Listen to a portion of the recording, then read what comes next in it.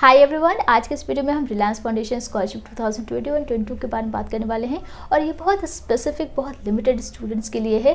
Total 100 students को ये scholarship दी जाएगी, जिसमें से 60 under graduation and 40 post graduation student को ये स्कॉलरशिप मिलेगा।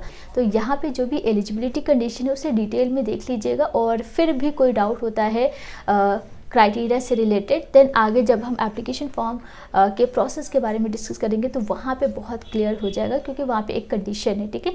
वो चीज़ आगे हम डिस्कस करेंगे। सो सबसे पहले तो मैं आपको बता देती हूँ कितना बेनिफिट्स, कितना स्कॉलरशिप आपको इस स्कॉलरशिप के थ्रू मिलता है। तो अगर आप सेलेक्ट होते हैं अंडर ग्रेजुएशन लेवल के लिए, तो यूजी कोर्स को कंप्लीट करने के लिए आपको अप टू 4 लाख तक स्कॉलरशिप मिलता है। तो आप 3 ईयर का, 4 ईयर का या फिर 5 ईयर का अंडर ग्रेजुएशन कोर्स करेंगे और आप फर्स्ट ईयर में अगर आपने एनरोलमेंट की है तो ही आपको ये स्कॉलरशिप मिलेगा, ठीक है। तो अंडर ग्रेजुएशन में आपको 4 लाख तक स्कॉलरशिप मिल सकता है कंप्लीट कोर्स को करने के लिए, और पोस्ट ग्रेजुएशन लेवल पे अगर आप मास्टर डिग्री कोर्स करते हैं तो उसके लिए आपको अप टू 6 लाख तक स्कॉलरशिप मिल सकता है। और यहाँ पे स्कॉलरशिप के अलावा आपको एक वैल्यूएबल अपॉर्चुनिटी मिलेगी, जिससे आप ग्लोबल एक्सपर्ट से इंटरेक्ट कर पाएंगे। चलिए एलिजिबिलिटी कंडीशन की बात करते हैं, जो कि बहुत इंपॉर्टेंट है। Graduation and post graduation level पे डिफरेंट एलिजिबिलिटी कंडीशन है। सो सबसे पहले तो इंडियन नेशनल्स को ये स्कॉलरशिप मिलेगा, मतलब आप इंडिया के सिटीज़न हो।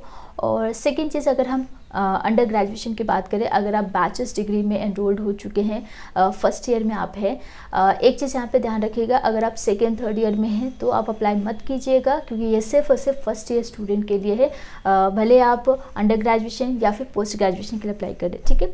और इसके बाद आपको फर्दर कंप्लीट कोर्स के लिए स्कॉलरशिप मिलता है। तो कंडीशन ये है कि अगर आपने जे मेंस का एग्ज़ामिनेशन दिया है और आपने पास किया है और यहाँ पे आपने फर्स्ट टू 35,000 के बीच में स्कोर किया है, तो ही आप अप्लाई करेंगे अंडर ग्रेजुएशन लेवल पे इस स्कॉलरशिप के लिए, ठीक है। इसके बाद अगर हम पोस्ट ग्रेजुएशन की बात करें तो इसके लिए आपने गेट एग्ज़ामिनेशन दिया है और गेट में आपका 550 टू 1000 के बीच में स्कोर है, तो आप एलिजिबल हो, ठीक है। अगर आपने गेट एग्जामिनेशन नहीं दिया है या फिर आपका इतना स्कोर नहीं है, तो भी यहाँ पे आप एलिजिबल हो, अगर आपने ग्रेजुएशन में 7.5 CGPA या फिर 7.5 CGPA से ज़्यादा स्कोर किया है। अगर आपके ग्रेजुएशन में परसेंटेज या मार्क्स मिले हैं तो उसको आप CGPA में कन्वर्ट कर सकते हैं। इसके लिए अगर परसेंटेज है तो परसेंटेज को 9.5 से डिवाइड कर दीजिए, तो आपका CGPA आ जाएगा। अगर आपको मार्क्स मिले हैं तो मार्क्स को सबसे पहले परसेंटेज में कन्वर्ट कीजिए और उस परसेंटेज को 9.5 से डिवाइड कर दीजिए। तो इस तरीके से आप चेक कर सकते हैं कि आपके ग्रेजुएशन में 7.5 या 7.5 CGPA से ज़्यादा हो, ठीक है। इसके अलावा एक और इम्पॉर्टेंट चीज़ यहाँ पे ये है कि आपका जो फील्ड है, आपका जो सब्जेक्ट या स्ट्रीम है वो फिक्स्ड है, और यहाँ पे जो फील्ड है वो आप यहाँ पे देख सकते हैं। और भी क्लैरिटी के लिए आपको आगे तक भी ये वीडियो देखना है, जब मैं आपको एप्लीकेशन फॉर्म बताऊंगी क्या प्रोसेस है, वहाँ पे बहुत इंपॉर्टेंट चीज़ है जिसके थ्रू आपको ये क्लैरिटी मिल जाएगी आप एलिजिबल हो या नहीं हो। अगर आप किसी और स्कॉलरशिप के लिए ऑलरेडी अप्लाई कर चुके हैं तो भी यहाँ पर आप अप्लाई कर सकते हैं, और अगर आपके पास कोई वर्क एक्सपीरियंस है, आप इंटर्नशिप कर चुके हैं, तो उसके लिए भी जो भी एक्स्ट्रा करिकुलम एक्टिविटीज़ आपने की है उसकी सर्टिफिकेट यहाँ पे आप दे सकते हैं, ठीक है। चलिए नेक्स्ट हम डॉक्यूमेंट्स देख लेते हैं। तो आपके पास passport photograph, address proof, current resume या CV होनी चाहिए। अगर नहीं है तो बना लीजिए। 10th एंड 12th की मार्कशीट, जे मेंस एंट्रेंस एग्जामिनेशन की मार्कशीट होनी चाहिए अगर आप यूजी के लिए अप्लाई कर रहे हैं। अगर आप पीजी के लिए अप्लाई कर रहे हैं तो आपके पास गेट एंट्रेंस की मार्कशीट होनी चाहिए। इसके अलावा अगर आप पीजी के लिए अप्लाई कर रहे हैं तो यूजी की जो मार्कशीट है वो भी यहाँ पे इम्पॉर्टेंट है।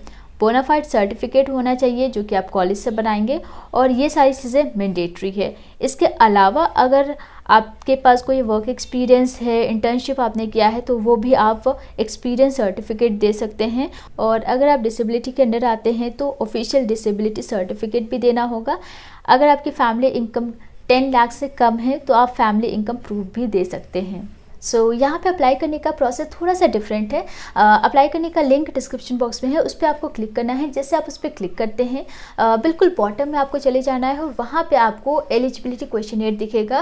उसके जस्ट नीचे आपको 2 स्कीम्स दिख रहे होंगे, यूजी एंड पीजी के लिए। तो जिस भी स्कीम के लिए आप अप्लाई करना चाहते हैं उस पर आपको क्लिक कर देना है और उसके बाद उस एलिजिबिलिटी क्वेश्चनेयर को फिल करना होगा ऑनलाइन, ठीक है। उसको फिल करने के बाद अगर आप एलिजिबिलिटी क्राइटेरिया को फुलफिल करते हैं हैं देन आपको ईमेल इनविटेशन जाएगा और वहाँ पे बेसिकली लॉगिन इन्फॉर्मेशन होगा, यूज़र नेम एंड पासवर्ड, जिसके थ्रू आप फाउंडेशन पोर्टल पे जाके लॉगिन कर सकते हैं। लॉगिन करने के बाद आपको जो फॉर्म आपको मिलेगा उस एप्लीकेशन फॉर्म को फिल करना होगा और कुछ डॉक्यूमेंट्स अपलोड करने होंगे। तो ये सारी चीज़ें करने के बाद फाइनल आप सबमिट कर सकते हैं।